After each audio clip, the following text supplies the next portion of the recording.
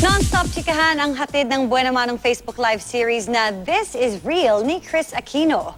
Special guest niya ang nagda-dub smash sa kanya noon na si Maine Mendoza na kasabay rin niyang nanood ng Enteng Kabisote 10. Makichika kay Nelson Canlas. Hey, buddy! Ito na ang aking first Facebook. Sa unang Facebook Live ng Queen of All Media na si Chris Aquino, special guest niya ang phenomenal star na si Maine Mendoza. I'm super excited because manunood ako ng Enteng 10 at ang kasama ko, yung matagal ko ng tinitisis, the first time I'm actually gonna meet her. Let's do this.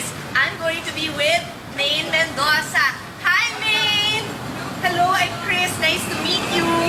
Maraming salamat for doing this. Ang lamig na kamay mo. Pinapalihan ko sa kapila.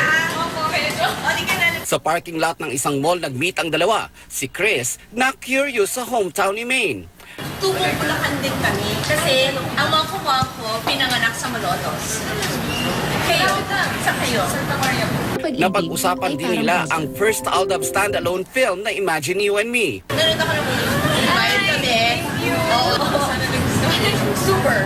No, talagang biglang nasa bucket list ko, I have to go to Italy and spend my birthday there. Natanong din ni Chris ang internship ni Maine abroad.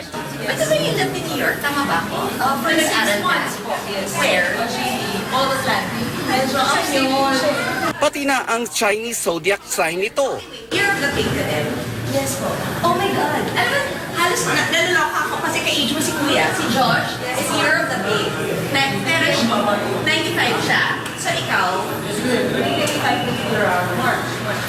Pasok tayo mga kayo. Nakakaloka. Kasi edad mo ang panganay ko. June 4, year of the pig din ako. Pero 71 ako. Tapos si Vin, year of the pig din. O, problema na tayo. Ako na tayo ang yes. Habang naglalakad papunta sa sinyahan game na nakipag-picture with the fans ang dalawa. Sa loob ng theater, magkatabi pa sila na nanood ng film. Bago pa man ang kanilang most anticipated first interview together, nagkasama na sa isang TV ad at sa event nito sina Chris at Maine. Unang na-discover si Maine sa kanyang trending dub smash videos na ginagaya si Chris. Ma'am, I hope you don't mind. Sabi ko, Okay. yes. Hilo-hilo pa ako. I just have to know, are you pregnant? Sabi ko, no, I'm not pregnant, Doc. Nakakaloka. Sa kanyang antics, tumatak ang impersonation ni Maine.